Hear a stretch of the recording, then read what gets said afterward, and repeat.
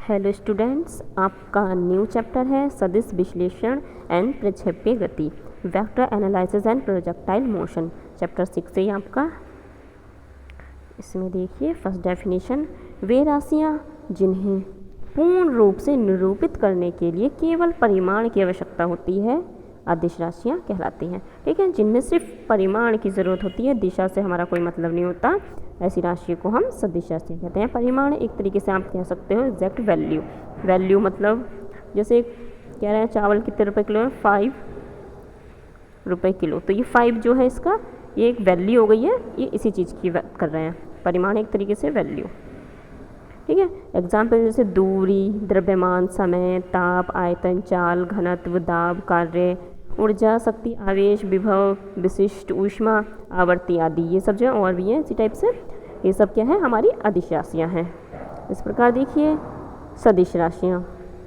Vector analyte, vector quantities, वे राशियाँ जिन्हें पूर्ण रूप से निरूपित करने के लिए परिमाण के साथ साथ दिशा की भी आवश्यकता होती है तथा जो योग के सदिश नियमों का पालन करती हैं, सदिश राशियाँ कहलाती हैं। जैसे हमारा स्थिति, विस्थापन, वेग, त्वरण, भार, बल, संवेग, आवेग, विद्युत ऊर्जा, चुंबकीय बल क्षेत्र, धारा, घनत्वादि, ये सब क्या है, हमारी सदिश राशियाँ हैं।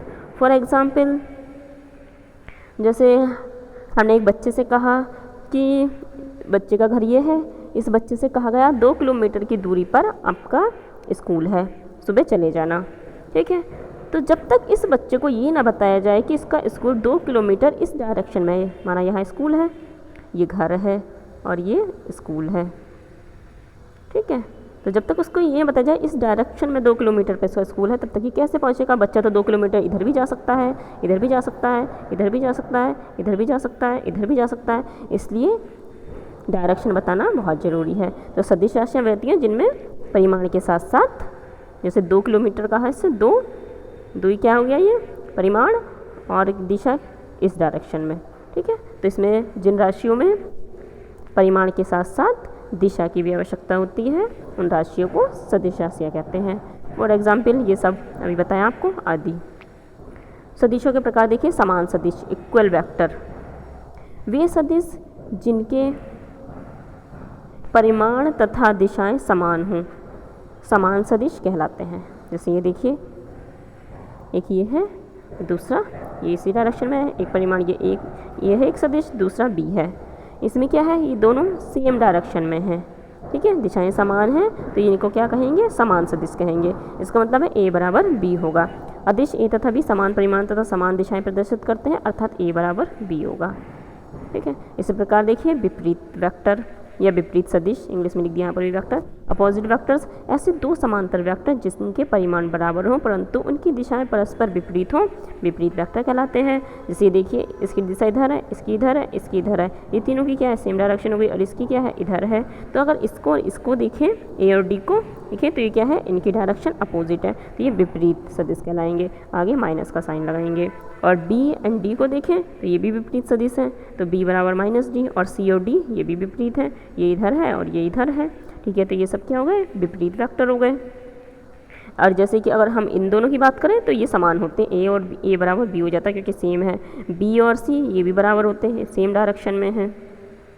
इसी प्रकार ए और सी भी देखते हैं, तब ये भी सेम डायरेक्शन में होते हैं, ये ऊपर की तरह हो जाते हैं।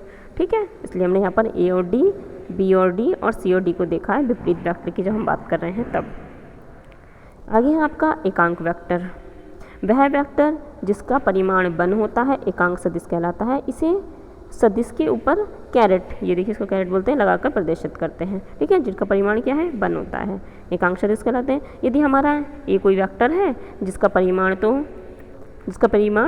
बन है, यहाँ पर बन लिखना भूल गए हैं, जिसका परिमाण बन है, तो ए वेक्टर अपॉन ए एकांक वेक्टर है, जिसकी दिशा ए वेक्टर की दिशा में है।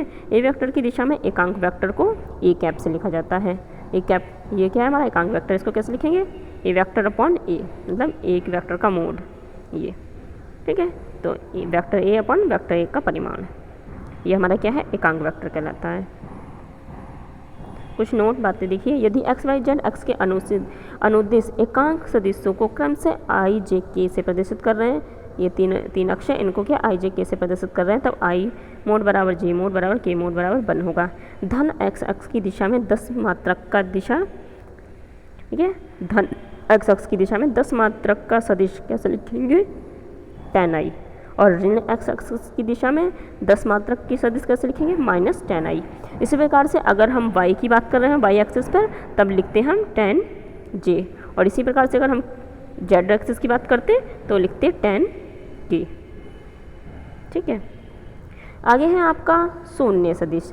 वह सदिश जिसका परिमाण 0 हो शून्य सदिश कहलाता है। इसे 0 के ऊपर वेक्टर से प्रदर्शित करते हैं। यह वेक्टर समीकरणों को हल करने में प्रयुक्त करते हैं।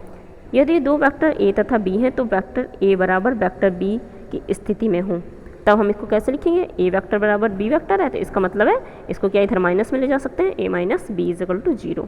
ये हमारा शून्य वेक्टर है। ठीक है, ये समीकरण में यूज होता है। यह सदिश राशि का निरूपण, किसी सदिश राशि को लिखने के लिए उसके ऊपर तीर लगाते हैं। आप पहले से देखते हुए आ रहे हैं, जब भी हमें वेक्टर लगा रहे हैं, लिख रहे हैं, तो उसके ऊपर ये तीर का निशान लगा देते हैं। तीर की लंबाई उस राशि के परिमाण के तथा नोक उस राशि की दिशा को व्यक्त करती है। इधर क्या है, इधर की साइड है, इसका मतलब है डायरेक्शन इधर है। तीर के शुरुआत बिंदु को हम प्रारंभिक बिंदु या पुच्छ कहते हैं और अंतिम बिंदु को टर्मिनल कहते हैं। ठीक है, ये हमने बना के भी दिखा दिया है। ओपी वेक्टर ए वेक्टर को प्रदर्शित कर रहा है, ओ और बी ये पॉइंट है, ये किसको प्रदर्शित कर रहे हैं, ए वेक्टर को। समान टर्मिनल जोड़े या घटाए नहीं जाते। समान टर्मिनल जैसे कि सेम इधर की साइड ही है, ये भी इधर है, ये क्या है, जोड़े और घटाए नहीं जाते। आगे आपका स्थिति सदिश, पोजीशन वेक्टर।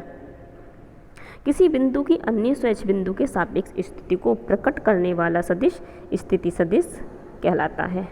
इसे R से प्रदर्शित करते हैं। किसी बिंदु की किसी दूसरे बिंदु के सापेक्ष जब स्थिति को बताता है तब उसको कहते हैं हम स्थिति सदिश। जैसे कि देखिए ये कोई पॉइंट O है, ठीक है, यहाँ इसके सापेक्ष हम कोई दूसरा बिंदु लें, यहाँ पर P, ठीक है, और इन दोनों के बीच की दूरी इससे लाइन खींच के दिखाएं, तो इनकी जो बीच की दूरी है R, इसको हम कहेंगे स्थिति सदिश। ठीक है, ये दिखाया भी है, देखिए यहाँ पर फिगर में भी दिखा दिया है, सेम उसी तरीके से। ये इसको कहेंगे स्वैच्छ बिंदु और इस R को कहेंगे स्थिति सदिश, आर्बिट्री पॉइंट। P बिंदु की स्वैच्छ बिंदु O के सापेक्ष स्थिति को प्रकट करने वाला vector OP is equal to R है, वही है जो अभी लिखा था। दो वेक्टरों को जोड़ने की ज्यामिति विधि। ठीक है, इसमें देखिए सदिश योग का त्रिभुज नियम फर्स्ट है इसमें। यदि दो सदिश A तथा B को परिमाण तथा दिशा के एक ही क्रम में त्रिभुज की दो भुजाओं द्वारा प्रदर्शित करें तो त्रिभुज की तीसरी भुजा परिमाण तथा दिशा के विपरीत क्रम में उनके वेक्टर योग को प्रकट करेगी। इसमें ये आपकी डेफिनेशन आप इसे फिगर से समझेंगे। दो वेक्टर हैं, ये देखिए A और B, यहाँ पर देखिए ये A है और ये B है, ये यहाँ से देखिए ये A है एंड ये B है। ठीक है, यही बात लिखिए, दो परिमाण और तथा दिशा के एक ही क्रम में है। ये पहले इधर A गया, फिर इधर को क्या P Q B वेक्टर गया। ठीक है, दो भुजाएं द्वारा प्रदर्शित करें तो त्रिभुज की तीसरी भुजा परिमाण को, जो तीसरी भुजा है ये वाली तीसरी भुजा, ये परिमाण तथा दिशा के विपरीत क्रम में इनके वेक्टर योग को प्रदर्शित करेगी। ये देखिए वेक्टर योग को प्रदर्शित कर रही है। माना दो सदिश A तथा B परिमाण तथा दिशा में त्रिभुज को O P Q की भुजाएं OP तथा, देखिए ज़्यादा हो गया था, OP तथा PQ द्वारा प्रदर्शित है। बिंदु Q OP भुजा पर डाला गया लंब QE है, ये लंब डाला है, इस पे हमने क्या है, ये एक लंब डाल दिया है। ठीक है, तो एंगल देखिए, एंगल QPE में, इस एंगल में देखिए इनका एंगल कितना है, थीटा है, ये लिख दिया। अब देखिए समकोण OQE में, अब इस बड़े वाले में देखिए, इस वाले में, इसमें क्या है, इसमें कि पाइथागोरस प्रमेय अगर हम लगाएं तो देखिए कर्ण का स्क्वायर होता है लंब का स्क्वायर,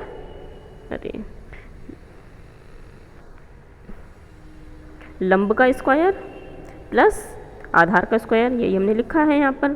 ठीक है, यहाँ पर QE जो है ये QE ये यहाँ लिख दिया, और ये OE है ये, और ये यहाँ से यहाँ तक की दूरी कितनी है OP, प्लस पी ई, तो यही हमने नीचे वाली लाइन में लिखा है, स्क्वायर था स्क्वायर लगा दिया।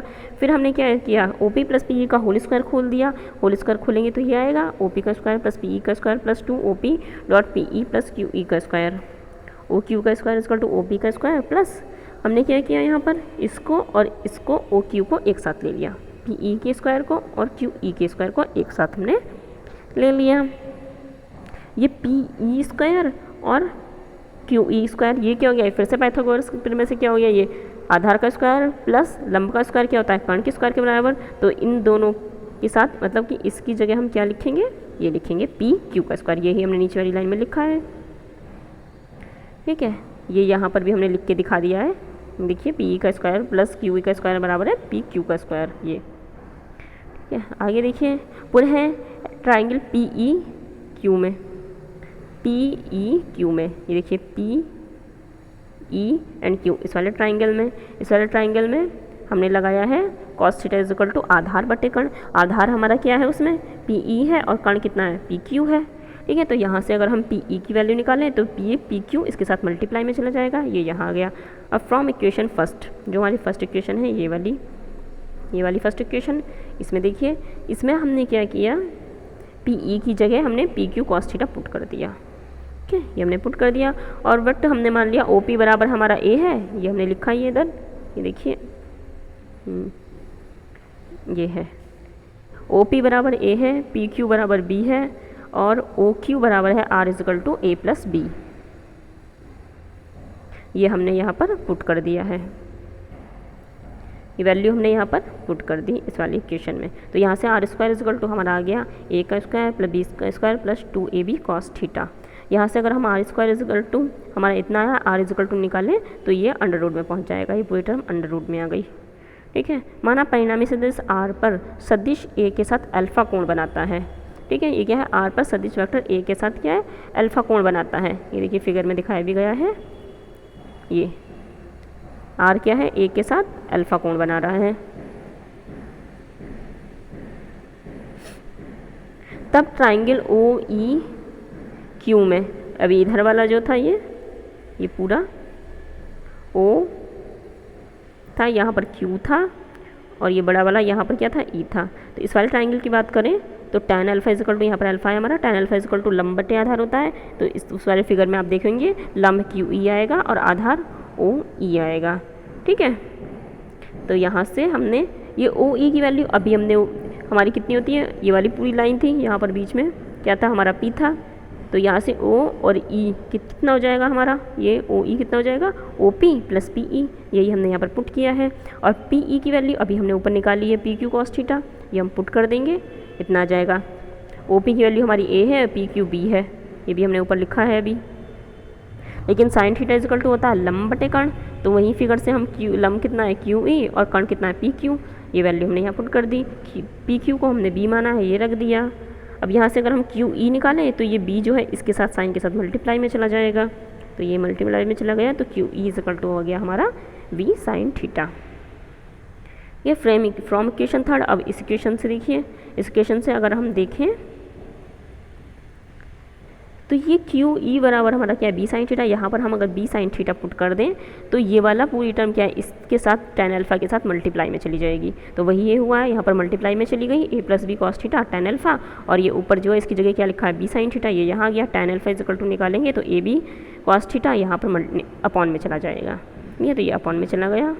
अब from equation first R square बराबर A square plus B square plus 2ab cos theta था, यहाँ से अगर हम कॉस थीटा की वैल्यू निकालें तो ये हमारा आ जाएगा, ये दोनों जो है इधर माइनस में चले जाएंगे, ये माइनस में आ गए इधर देखिए, तो cos theta is equal to ये 2ab भी अपॉन में चला जाएगा, तो यहाँ से cos theta is equal to आ गया हमारा R square minus A square minus B square upon 2ab। Same इसी की तरह से वो आप खुद कर सकते हैं, ए तथा बी के बीच का कोण थीटा इज इक्वल टू 0 हो, तब हमें देखना है ये tan अल्फा की वैल्यू और आर की वैल्यू क्या आती है। तो कॉस थीटा बराबर तब आएगा कॉस 0 की वैल्यू 1 होती है, 1 आ गई। यहाँ से हम आर स्क्वायर वाली टर्म इक्वेशन में वैल्यू पुट करेंगे, आर स्क्वायर बराबर A square plus B square plus 2ab cos theta. Cos theta की वैल्यू कितनी है हमारी 1 है, यहाँ पर 1 हो गया। तो यहाँ से A square plus B square plus 2ab, ये ए प्लस बी का होल स्क्वायर का फॉर्मूला हो गया, ये यहाँ रख दिया। यहाँ से r इज इक्वल टू लिखेंगे तो ये a प्लस बी हो जाएगा। इसका मतलब क्या, a व b के योग के समान परिणाम यहाँ आया है। ठीक है, यहाँ से tan alpha is equal to अगर हम निकालें तो tan alpha is equal to b sine theta upon a plus B cos theta. Theta की वैल्यू कितनी है, 0 है, साइन 0 की वैल्यू 0 होती है, 0 पुट कर दी, और कॉस 0 की वैल्यू 1 होती है, 1 पुट कर दी। यहाँ ऊपर वाली टर्म में जब b की वैल्यू 0 से मल्टीप्लाई करेंगे तो 0 हो जाएगा, तो पूरी टर्म क्या है, 0 हो जाएगी। tan alpha is equal to 0, 0 किसकी वैल्यू होती है, tan में, tan 0 की ही होती है, तो tan 0 हो गया, tan से tan हट जाएगा, अल्फा इज इक्वल टू हो जाएगा हमारा 0। तो दिशा a बाई बी की दिशा क्या है, समान है। आगे क्या है आपके, जब दोनों वेक्टर a तथा b परस्पर विपरीत दिशाओं में हों, a तथा b के बीच थीटा इज इक्वल टू 180 हो, मतलब विपरीत दिशाओं में है, मतलब कि एक इधर है दूसरा इधर है, इसका मतलब इनके बीच का एंगल कितना हो गया, 180 हो गया। तो cos 180 की वैल्यू होती है -1। फिर से आर स्क्वायर वाली इक्वेशन का फॉर्मूला लगाएंगे, R square equal to A square plus B square plus 2ab cos theta. cos theta की वैल्यू क्या है हमारी, -1 है, तो -1 यहाँ पर पुट कर दी तो माइनस आ गया। यहाँ से ये फार्मूला बन गया a माइनस बी का होल स्क्वायर का, यहाँ से r इक्वल टू लिखेंगे तो ये स्क्वायर हट जाएगा, a माइनस बी आ जाएगा, a व b के अंतर के समान आ गया, मतलब कि यहाँ पर r। आगे देखिए tan alpha is equal to b sine 180 upon a plus B cos 180। Sine 180 की वैल्यू 0 होती है, यहाँ पर 0 रख दी, और अपॉन में क्या आ गया a माइनस बी। अब जब ऊपर वाली टर्म 0 हो गई है तो पूरी टर्म 0 ही हो गई है, तो tan alpha is equal to tan 0, 0 में किसकी वैल्यू होती है, tan में, tan 0 की, तो अल्फा इज इक्वल टू यहाँ से हमारा 0 निकल के आ गया। आगे आपका जब दोनों वेक्टर a तथा b परस्पर लंबवत हों, परस्पर लंबवत हो मतलब उनके बीच का कोण 90 डिग्री हो, a व b के बीच का कोण theta is equal to 90 degree है, तो cos theta is equal to 90 degree. cos 90 की वैल्यू 0 होती है, तो ये हम यहाँ पर पुट करेंगे, R square equal to A square plus B square plus 2ab cos 0। cos 0 की वैल्यू हमारे पास कितनी है, cos 90 की वैल्यू, cos 90 है, cos 90 की वैल्यू हमारे पास 0 है, पुट कर दी, ये वाली टर्म क्या हो गई, इससे 0 हो गई, तो R square is equal to हो गया A square plus B square. R की वैल्यू अगर यहाँ से निकालें तो ये अंडर रूट में आ जाएगा, a प्लस बी, ए का स्क्वायर प्लस बी का स्क्वायर। यहाँ से अगर tan alpha is equal to हम निकालें तो b sine theta upon a plus B cos theta. यहाँ से b साइन थीटा, साइन 90 की वैल्यू 1 होती है, तो ये 1 हो गया, अपॉन में क्या है a प्लस बी कॉस 90 की वैल्यू 0, तो ये टर्म 0 हो जाएगी। ठीक है, तो ये टर्म 0 हो गई, ऊपर b है और नीचे कितना है, a है। ठीक है, तो tan alpha is equal to आ गया हमारा b अपॉन a। ओके बच्चों।